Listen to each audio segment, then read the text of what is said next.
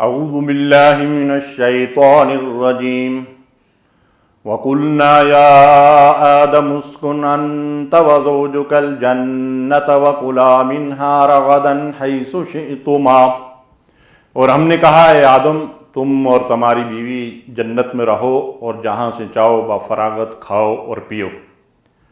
محترم ناظرین کرام، میرا اور آپ کا آبائی وطن جنت ہے، اس لیے کہ اللہ تعالیٰ نے جب آدم و حوا کو پیدا کیا تو اللہ رب العالمین نے ان کو جنت میں رہنے کا حکم دیا اور ارشاد فرمایا کہ اس جنت کے اندر تم ہر طرح سے آزاد ہو اور جہاں سے چاہو بفراغت کھاؤ اور پیو اور یہاں عیش و آرام سے زندگی بسر کرو۔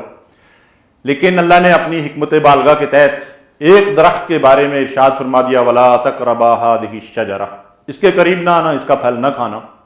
اب یہ اللہ تعالیٰ کی حکمت تھی اور اس کے تحت اللہ نے انسان کو اس زمین پہ بھیجنا تھا، اور پھر انسان اور ابلیس کی اور شیطان کی جو مطلب یہ ہے کہ کشمکش تھی، اس کے ذریعے سے پھر انسان نے اس جنت کو اپنے آبائی وطن اور اپنے آبائی گھر کو دوبارہ حاصل کرنا تھا، اس لیے اللہ تعالیٰ نے ایک سبب کے ذریعے سے انسان کو زمین پہ بھیجا۔ لیکن آپ ایک بات پہ غور کیجئے کہ اگر ایسا نہ ہوتا تو آدم علیہ السلام کی جو ہونے والی اولاد تھی وہ سب کی سب یقیناً جنت میں ہی رہتی نا، اس لیے کہ ان کو جنت میں ان کو بسیرا دیا گیا تھا، ان کو مقام اور ٹھکانہ دیا گیا تھا، تو پھر ہم سب کے سب جو ہے وہ جنت میں مزے لے رہے ہوتے، عیش آرام کی زندگی بسر کر رہے ہوتے۔ لیکن اللہ تعالیٰ کی ایک بہت بڑی حکمت تھی جس کے تحت ہمیں زمین میں بھیجا گیا۔ اب آپ اس بات پہ غور کیجئے کہ آج اگر جنت کی نہیں بلکہ کسی جنت نظیر وادی کی کوئی بات کرے، کشمیر کا کوئی تذکرہ ہو، فلسطین کا تذکرہ ہو، یا کسی ملک میں مطلب یہ کسی اچھی جگہ کا، سوئٹزرلینڈ کا، اور اس طرح کی بعض جگہیں پاکستان کے اندر بھی ہیں سوات وغیرہ، تو انسان جو ہے وہ اس بات کی کوشش کرتا ہے کہ میں بھی ان جگہوں کو دیکھ سکوں اور وہاں رہ سکوں اور وہاں قدرت کے نظاروں سے لطف اندوز ہوں۔ لیکن اگر حقیقی جنت کی بات ہو اور پھر مجھے اور آپ کو یہ بھی کہا جائے کہ وہ جنت تو آپ کا آبائی وطن ہے، وہاں آپ کا اپنا گھر ہے، تو پھر بتائیے کہ اس کے حصول کے لیے ہمیں کتنے پاپڑ بیلنے پڑیں؟ کیا کوئی یہ مہنگا سودا ہے؟ بڑا سستا سودا ہے۔ تو محترم سامعین کرام، محترم ناظرین کرام، جنت ہمارا آبائی وطن ہے۔ ہمارے آبا و اجداد کو شیطان نے ایک بہت بڑی سازش اور مکاری کے تحت جھوٹی قسم کھا کر وہاں سے نکلوایا، اور اب ہم اس زمین پہ ہیں اور زمین پہ آدم کی اولاد اور ابلیس کی لڑائی اور جنگ جاری ہے۔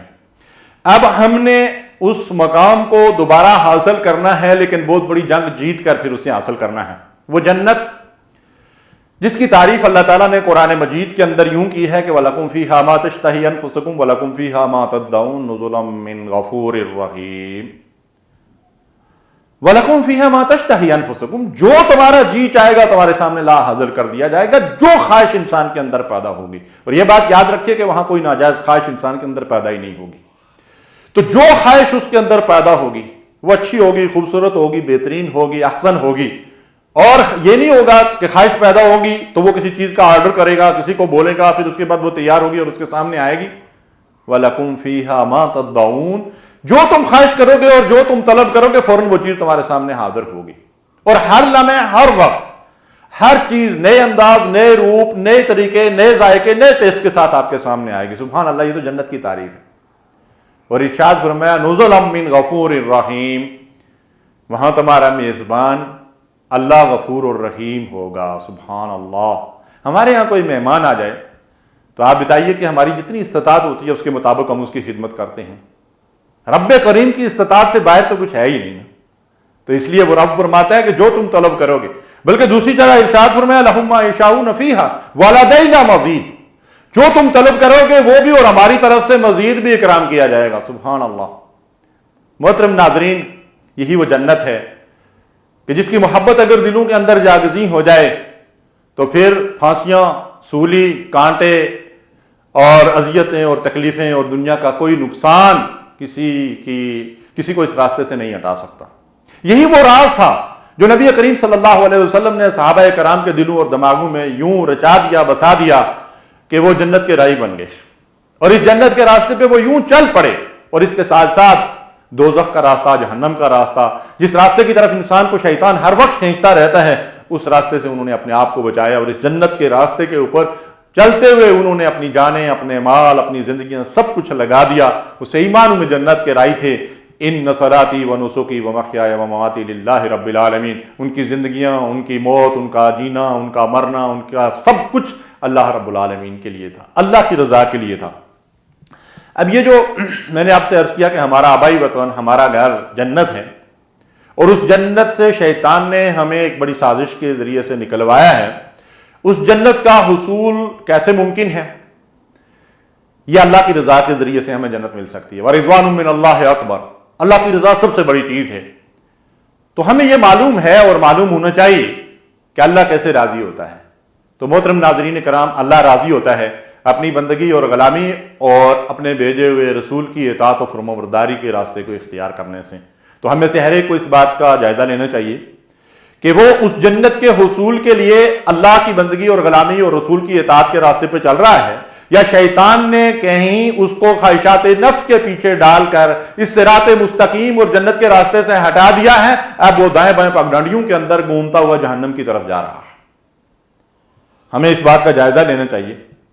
اور جنت کی راہ ایسی آسان بھی نہیں ہے، اس لیے ایک حدیث میں آتا ہے حجبت النار بالشہوات وحجبت الجنت بالمکارہ، او کما قال صلی اللہ علیہ وسلم۔ اللہ تعالیٰ نے جہنم کو پیدا کیا تو اس کے ارد گرد خواہشات نفس کی باڑ لگا دی۔ اب آپ اپنے آپ کو خواہشات کے حوالے کر دیں، میں یہ کام کیوں کر رہا ہوں، میری مرضی، بس مرضی کے پیچھے دوڑتے رہیں، سیدھے جہنم کی طرف چلے جائیں گے۔ لیکن جنت کے بارے میں ارشاد فرمایا کہ اس کے ارد گرد اللہ تعالیٰ نے کانٹوں کی باڑ لگا دی۔ یہ کانٹے کون سے ہیں؟ خواہشات کے خلاف عمل کرنا، باپ دادا کے رسم و رواج کے بجائے رسول اللہ صلی اللہ علیہ وسلم کی شریعت کی اطاعت کرنا، جھوٹ کے بجائے سچ کے راستے کو اختیار کرنا، باطل کے بجائے حق کے اوپر چلنا، بددیانتی اور خیانت اور دھوکے اور فراڈ کے بجائے دیانتداری کی زندگی بسر کرنا، یہ کانٹوں بھری راہ جنت کی طرف جانے والی ہے۔ ڈاکٹر نذیر شہید رحمۃ اللہ علیہ نے کتنی خوبصورت بات کی تھی، فرمایا تھا جنت کی راہ کانٹوں بھری راہ ہے، تم اس راہ پر چل کر اس سرسبز و شاداب باغ میں پہنچو گے جس میں کبھی خزاں نہیں آتی۔ جس نے اس کانٹوں بھری راہ پر چلنا چھوڑ دیا وہ نعمتوں بھری جنت میں نہیں پہنچ سکتا۔ اگر ہم چاہتے ہیں اس جنت کا حصول اور وہاں اپنی مرضی سے عیش و عشرت کی زندگی بسر کرنا، تو ہم اللہ تعالیٰ کی راہ میں استقامت کے ساتھ دین کے تقاضوں کے مطابق ڈٹ کر زندگی بسر کریں تو اللہ ہم سے راضی اور خوش ہو جائے۔ والذین آمنوا وعملوا الصالحات اولئک اصحاب الجنہ ہم فیہا خالدون، جو ایمان والے ایمان لانے کے بعد نیک عمل کریں گے وہ جنت میں جائیں گے، ہمیشہ ہمیشہ اس میں رہیں گے۔ اللہ تبارک و تعالی ہمیں نیک عمل پر استقامت عطا فرمائے اور نیکی پر ہمارا خاتمہ فرمائے۔ وصلی اللہ علی نبینا محمد۔ اللہم صلی علی سیدنا محمد وعلی آلہ وصحبہ وسلم۔ اللہم صلی علی سیدنا محمد